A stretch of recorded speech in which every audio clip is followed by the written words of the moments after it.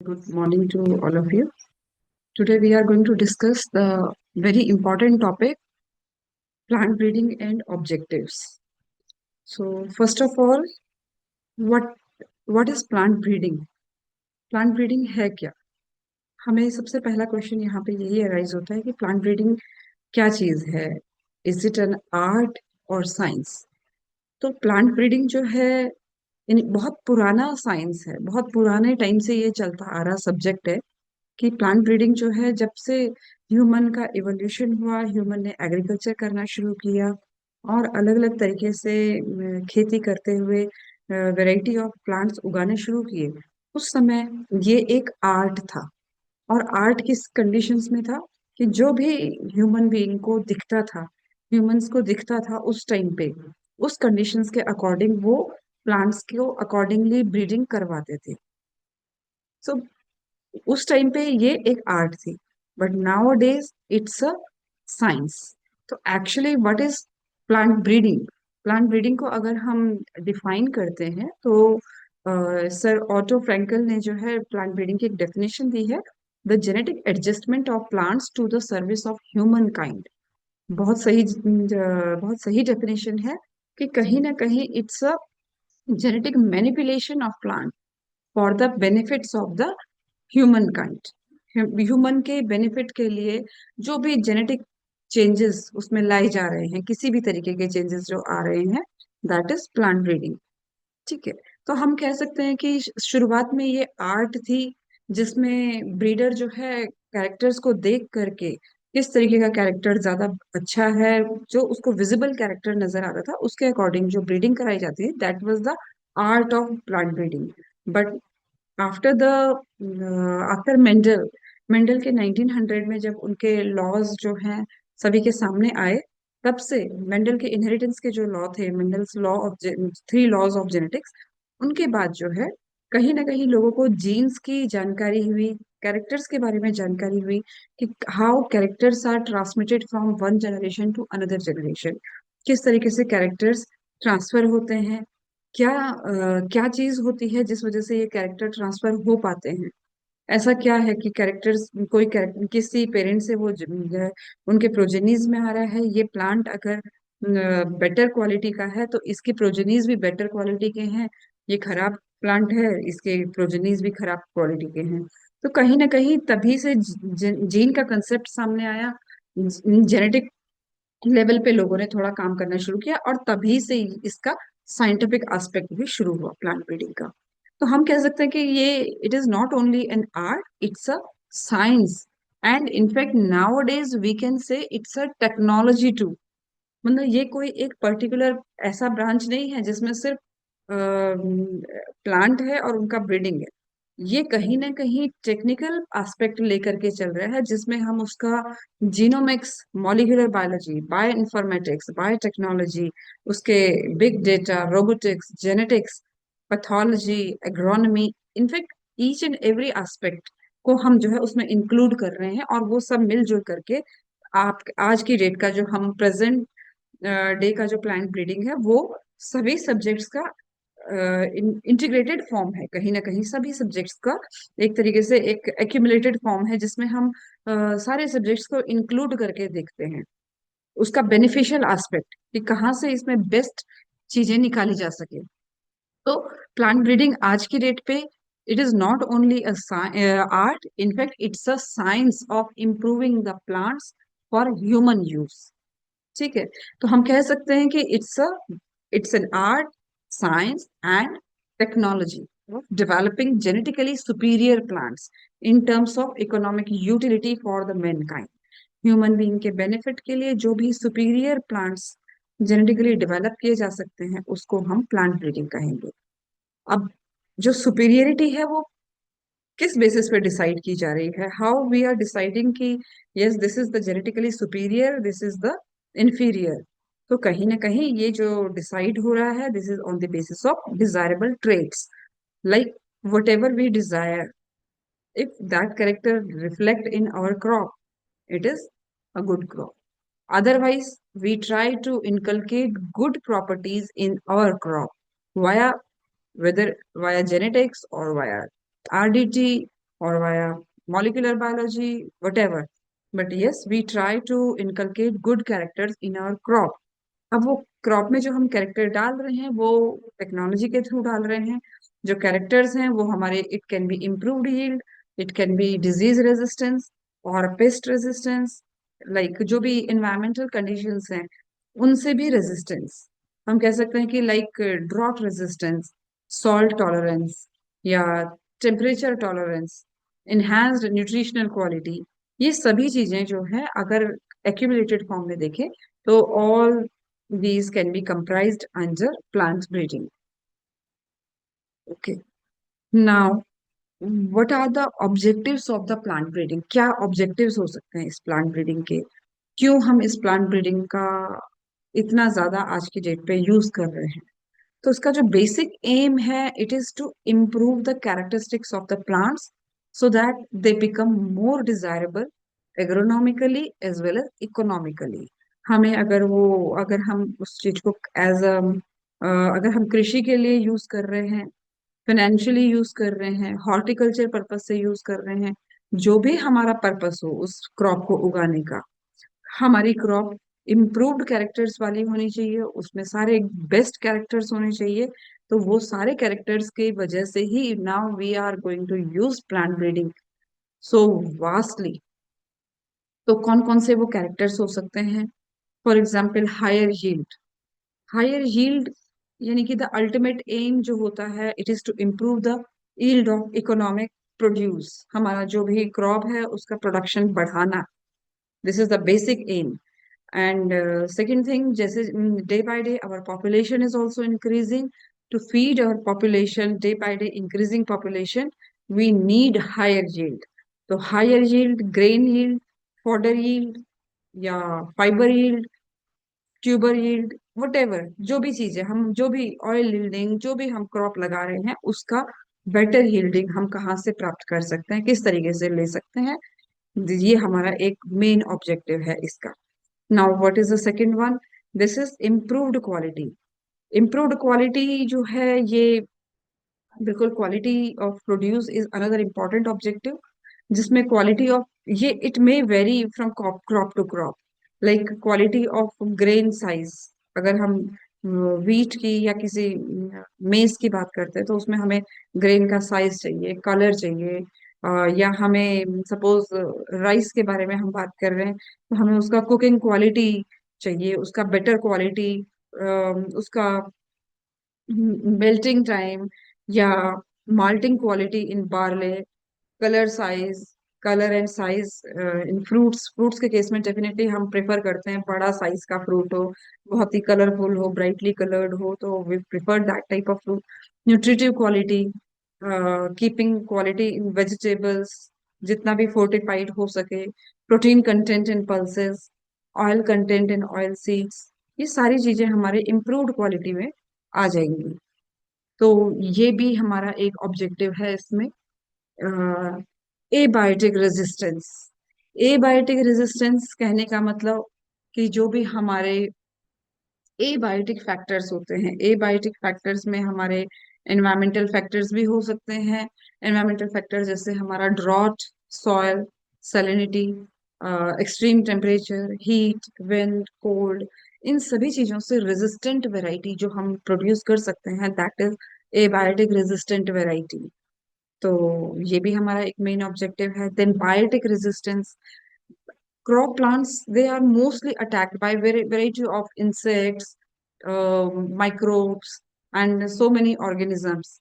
तो जिसकी वजह से हमारा बहुत ज्यादा जो है यील्ड लॉस होता है, हमारी जो प्रोडक्शन है वो बहुत ज्यादा डैमेज होता है, या फिर उसकी क्वालिटी खराब होती है। तो genetic resistance is the cheapest and the best method of minimizing such losses. Resistant varieties are developed through the use of resistant donor parent available in the gene pool. Okay. Now, तो आप ये भी हमारा biotic resistance भी एक objective है।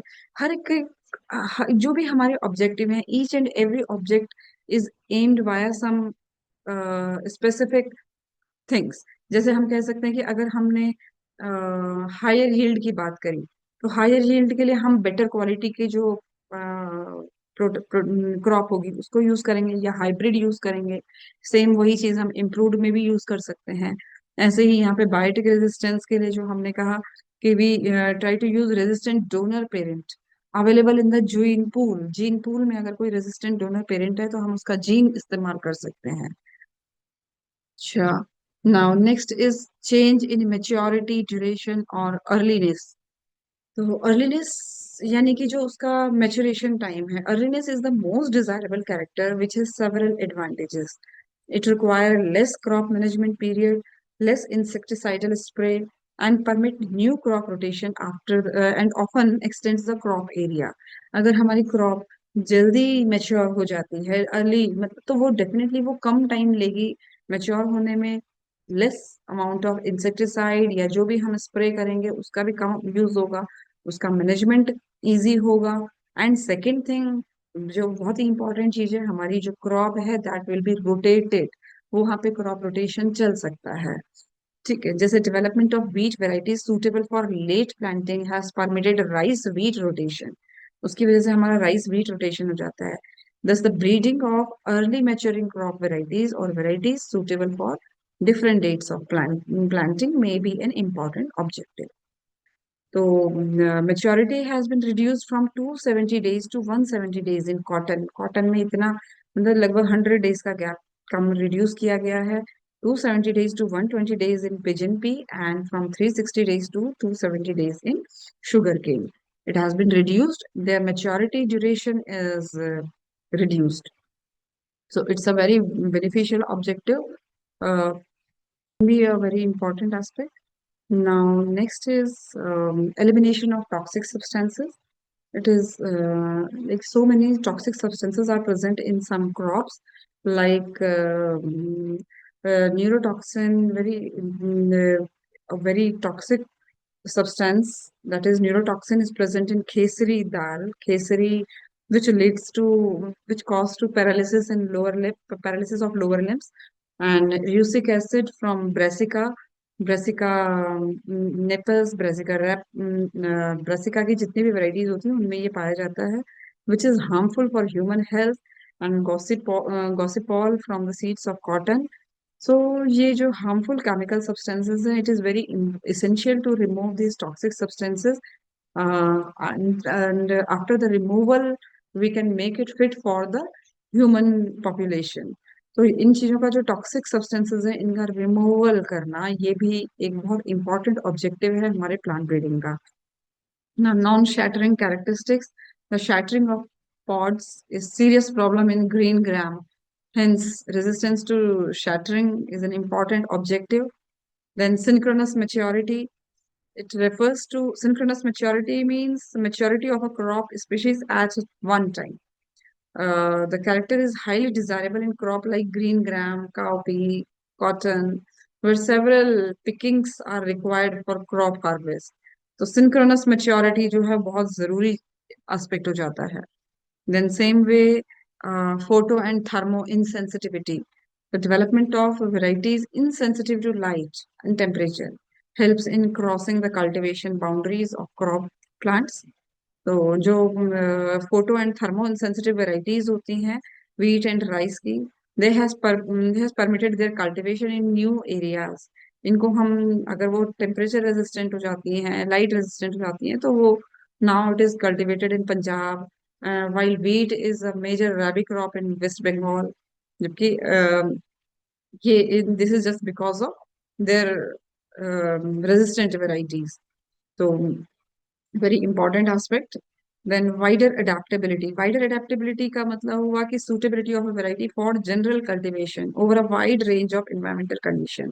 जो अलग अलग जगह किसी भी कंडीशन में ग्रो हो जाए, दैट इज वाइडर अडेप्टेबिलिटी। तो it's a very important objective in plant breeding because it helps in stabilizing the crop production। Now, varieties for new season. Traditionally, maize is a kharif crop, but scientists are now able to grow maize as rabi and zed crop। Similarly, moong is grown as a summer crop in addition to the main kharif crop। Now, here we can see the variety, various types of changes or selection via breeders in original wild brassica जो initial form में था, original form में था, उसी का अलग अलग तरीके से सिलेक्शन करके हाउ ब्रीडर्स हैव प्रोड्यूस्ड केल, broccoli, cauliflower, cabbage, Brussels sprouts, yeah, kohlrabi. So many things has been produced via one wild brassica. Brassica oleracea से बनाया गया है ये.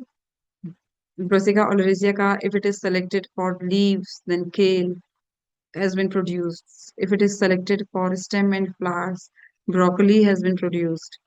If it is selected for flower cluster, cauliflower has been produced.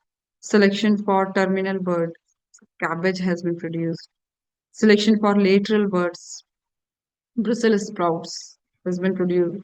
Selection for stem, kohlrabi has been produced. तो ये है we can observe easily कि किस तरीके से ब्रीडर्स ने अकॉर्डिंग टू रिक्वायर्ड कैरेक्टर्स के जो उनको डिजायरेबल कैरेक्टर चाहिए था उसके अकॉर्डिंग उन्होंने नई नई वेराइटीज जो है they have grown. Now come to the next topic, which is types of plant breeding. Plant breeding, there are three types of plant breedings: classical, classical breeding, modern breeding, and alternative. Now classical में जो है वो बहुत traditional system of plant breeding है जिसमें pollination के through, whether it is self pollination और cross pollination के थ्रू ही जो है प्लांट्स को ग्रो किया जाता था या नई वेराइटी ग्रो कराई जाती थी. Now modern concept of plant breeding में जो है जेनेटिकली मॉडिफाइड क्रॉप्स तैयार की गई. जेनेटिकली मॉडिफाइड क्रॉप्स जिनमें डीएनए इनकॉर्पोरेट किया गया और डीएनए इनकॉर्पोरेट करने के बाद जो जेनेटिकली मॉडिफाइड क्रॉप्स आई वो आपके यूज में है. बहुत सारी क्रॉप्स आज की डेट पे हमारे पास हैं. बीटी कॉटन, बहुत सारी वेराइटीज हैं जो हमें अभी ट्रेंड में है. Now third one is alternative या modern. This is the most advanced जिसमें mutation breeding, somaclonal breeding and in fact particular fragment of DNA जो है उसको यूज किया जाता है for the purpose of breeding. DNA का जो है डीएनए को इस तरीके से यूज किया जाता है कि वो स्पेसिफिकली ब्रीडिंग में हेल्प करे. यहाँ पे methods of breeding, like traditional breeding जो अभी डिस्कस कर रहे थे कि क्रॉस पॉलिनेशन, सेल्फ पॉलिनेशन के through with desirable traits and selecting offsprings over generation. Marker assisted selection. Marker assisted selection means uses of genetic marker to select the plants with specific trait more efficiently. It is very specific type of breeding. Genetic engineering directly modifies the plant's DNA to introduce a new trait जो हम GMOs में उगाते हैं. Genetically modified organism यानी crops में है. Then mutagenesis induces mutation in the plants to create variations that may result in desirable characteristics. And then the fifth one is selective breeding, choosing parent plants with specific traits. This is selective breeding. So a variety of breeding methods has been used for the purpose of plant breeding. Now, important achievements in plant breeding क्या-क्या हैं अभी तक के? तो बहुत सारी high yielding varieties हमें आज तक प्राप्त हुई हैं. High yielding variety like IR8 of rice leading to green revolution, जिसकी वजह से ग्रीन रिवॉल्यूशन भी आया था. तो हाई यील्डिंग वेराइटी है जिससे प्रोडक्शन बहुत ज्यादा अमाउंट में इंक्रीज हुआ था. देन डिजीज रेजिस्टेंट वेराइटीज, जैसे आपका blight resistant potatoes and wheat की वेराइटी जो है वो भी इंट्रोड्यूस हुई थी. Bio fortification. Bio fortification means addition of vitamins, addition of nutrition in the और नॉर्मल क्रॉप, जैसे हमारा golden rice fortified with vitamin A. Same way drought resistant varieties like development of crops resilient to climatic variability.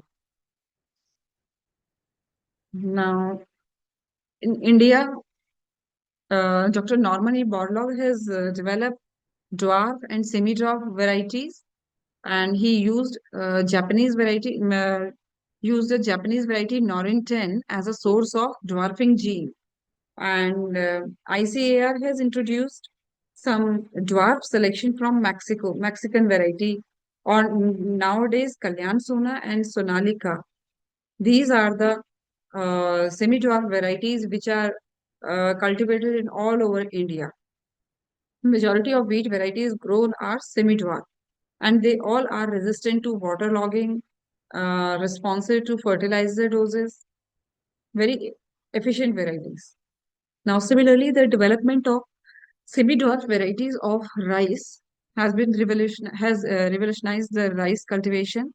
These varieties were developed by introducing the gene DGOVG.